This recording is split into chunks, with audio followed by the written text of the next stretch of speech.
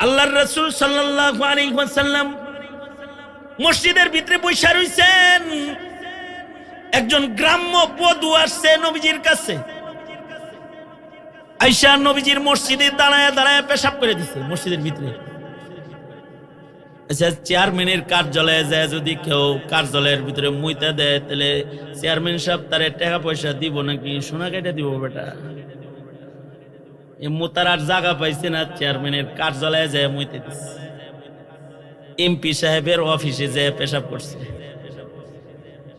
MP সাহেবের কার্যালয় মন্ত্রী সাহেবের কার্যালয়ের চায় কি মসজিদে নববীর কম দাম মনে করছে? দুনিয়ার জমিনে সবচেয়ে দামি 4 জায়গার এক জায়গা হলো মদিনাতুল মুনাওয়ারার মসজিদুন নবী, যার ভেতরে আছে আল্লাহর জান্নাতের অরিজিনাল মাটি। রাসূল বলেন, মা বাইনা বাইতি ওয়া মিম্বরি রাউযাতুম মিন রিয়াজিল জান্নাহ।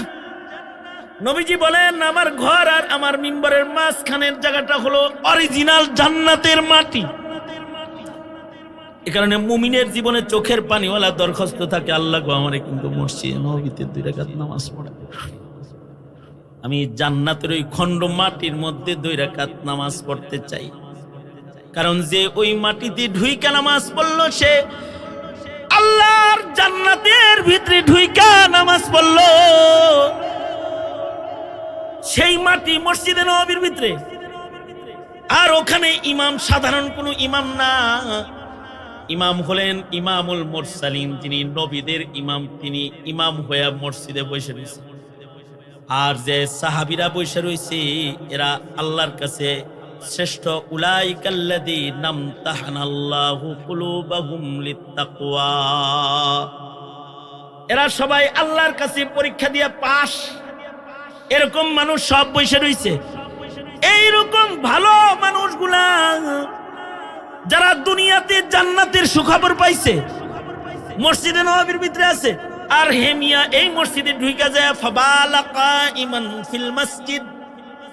হাদিসে আছে মসজিদে দাঁড়ায় সে পেশাব শুরু করছে। সাহাবীরা চিন্তা গেছে, জায়গায় জায়গাও চিনোস না, স্থানও চিনোস না, জেনে এনে খারায় মতস। সাহাবীরা যখন বাধা দিতে গেছে, আল্লাহর রাসূল সাহাবীদেরকে বাধা দিয়ে বলে, ওকে পেশাব করতে দাও। শাইখুল হাদিস জাকারিয়া রাহমাতুল্লাহ আলাইহি বলেন, এটা নবীজির তিব্বি আচরণ। আল্লাহর নবী চরিত্রে খালি বড় না, তিনি ডাক্তারও বড়। পেশাবের মাঝখানে পেশাব থামাইলে দেহের ক্ষতি, তাই তাকে পেশাব করতে দিচ্ছে। আর সাহাবীদের বলতেছে, থামায়ও না, করতে দাও। পেশাব শেষ হয়ে গেলে তোমরা পানি দিয়ে ধুইয়া দিও। পেশাব কমপ্লিট করে আলাইছে দাঁড়ায় দাঁড়ায়। নবী আলাইহিস সালাতু ওয়াস সালাম তাকে আদর করে ডাক দিয়েছেন, এই কাছে আয়। বগলের নিচে বসায়া আল্লাহর রাসূল বলে, এটা আল্লাহর ঘর, এখানে এগুলো করতে নাই। এটা সেজদার জায়গা, যায় সুজুদ, মসজিদ, নামাজের জায়গা। এখানে মুসলমানরা ইবাদত করে, এখানে কি পেশাব করে কেউ? কইরো না। কি জন্য আইছা? হ্যাঁ, টাকা নিতে আইছি। শুনছি আপনার কাছে অনেক টাকা পয়সা আসে আর আপনি 2 হাতে সব বিতরণ করে দেন। পেটে ভাত নাই, দেন। এই যুগের কোন নেতা হইলে দিত, গুতা দিত, টেহা দিত না। কিন্তু আল্লাহর রাসূল বললেন, এই বাইতুল মালের মুহাফিজকে বললেন, বেশি করে কিছু দিনার দিরহাম লয়ে আসো তো, ওকে দিয়ে দাও। বেশি করে কিছু টাকা আনা হলো, তাকে দেয়া হলো। এবার নবীজি তার সাথে গল্প করায়। নবীজি বলে, কেমনে আইছো? বাড়ি কই? অনেক অনেক লম্বা পথ সফর করে এসেছি। কেমনে সফর করেছো? পায়ে হাইটা আইছি।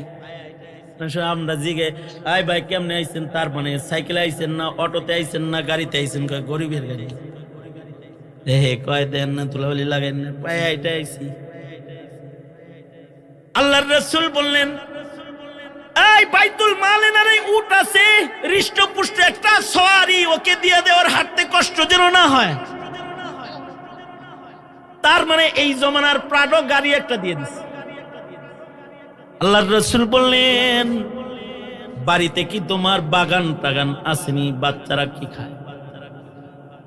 আমি পেটে ভাতে ইনসান, কাজ করলে পয়সা কামাইলে খায়, বাচ্চারা না পাইলে না খায় দিন কাটায়। আল্লাহর নবী বললেন, বাইতুল মালে না কিছু ছাগল আছে, কিছু ছাগল ওর বাচ্চাদের জন্য হাদিয়া দিয়ে দাও, ওগুলোর দুধ দহন করে ওরা খেতে পারে। নবীজি টাকা দিলেন, উট দিলেন, ছাগল দিলেন। এই লোক কয়, আমি কালেমা পড়া আপনার এই আখলাক শিখতে চাই, আমরা মুসলমান। নবীজি কালেমা পড়ায়া দিলেন।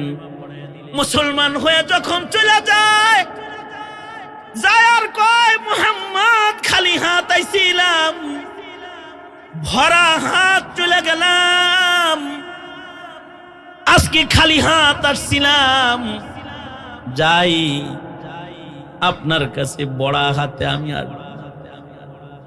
লোকটা চলে গেছে, যে নিজের মহল্লায় যায় কয়, তোরা যদি আসলে মানুষ দেখতে চাস আর মানুষ যদি হইতে চাস, তাহলে মদিনায় একজন মানুষ আছে যিনি আল্লাহর মনোনীত মানুষ, যার চরিত্র আল্লাহর মনোনীত চরিত্র, যে মানুষের কাছে গেলে মানুষ হইতে পারবি, তার নাম আমার নবী মুহাম্মাদুর রাসূলুল্লাহ সাল্লাল্লাহু আলাইহি ওয়াসাল্লাম।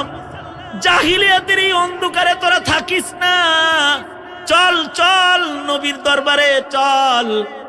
নিজের এলাকায় যে তাবলীগ করেছে, 300 কাফেরকে নবীর কাছে আসার জন্য সে প্রস্তুত করে এবার ভরা হাত বাহিনী লইয়া রাসূলের দরবারে রওনা করেছে। মসজিদের দরজায় দাঁড়ায়া এবার নবীর ইজাজত চাইতেছে। আল্লাহর নবী সেদিন তো বিনা অনুমতিতে ঢুইকা পেশাব করে দিছিল। এবার বলতেছে, সরকার আমারে চিনেননি, আমি কিন্তু ওই যে বেয়াদবি করছিলাম সে। ও আল্লাহর নবী, আমি কি একটু আপনার কাছে প্রবেশ করতে পারি? নবী বললেন, অবশ্যই আসো। সে বলে, নবীজি খালি হাত আসি নেই, আপনার কাছে মানুষ বানানোর জন্য জাহিলিয়াতের অন্ধকারের ভেতর থেকে 300 মানুষ আমি দল দইরা লয়ে আইছি। আল্লাহর নবী, আপনার আখলাক, আপনার চরিত্র দিয়া এই অমানুষ গুলারে একটু মানুষ বানায়া দেন। আল্লাহ আল্লাহ আল্লাহ আল্লাহ আল্লাহ আল্লাহ আল্লাহ, তেরে সিওয়া महबूब हकीकी कोई नहीं है, कोई नहीं, तेरे सिवा मौजूद हकीकी कोई नहीं है, कोई नहीं, यादों में तेरे सबको भुला दूं, कोई ना मुझको याद रहे, सब खुशियों को आग लगा दो, खाने दिल आबाद रहे, यादों में तेरे सबको भूला दूं, कोई ना मुझको याद रहे, सब खुशियों को आग लगा दो, खाने दिल आबाद रहे, अब तू रहे बस ता दमे आखिर, अब तू रहे बस ता दमे आखिर, विर्दे जुबा आए मेरे इलाह, ला इलाहा इल्लल्लाह